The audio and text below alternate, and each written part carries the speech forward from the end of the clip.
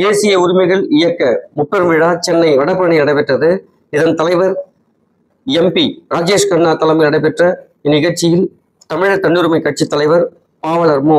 ராமச்சந்திரன், மனித உரிமை ஆர்வலர் MU தாஸ், பாலம் கல்யாணசுந்தரம், கல்யாணாமலை TV மோகன், முன்னாள் காவல்துறை கண்காணிப்பாளர் M கிருஷ்ணமூர்த்தி, திரைப்பட தயாரிப்பாளர் சங்க கில்டு தலைவர் ஜாகுவர் தங்கம், புரட்சி தமிழகம் தலைவர் ஏர்போர்ட் மூர்த்தி, ஊடக உரிமை குரல் சங்க தலைவர் தமிழன் வடிவேல், அனைத்து மக்கள் சக்தி இயக்க தலைவர் கலைமகன் வெங்கடேசன், மின்சார வாரிய ஆய்வாளர் M நாராயணசாமி, காவல்துறை ஆய்வாளர் KC ஸ்ரீதேவி, உதவி ஆய்வாளர் G பவானி மற்றும் பலர் இதில் கலந்து கொண்டனர்.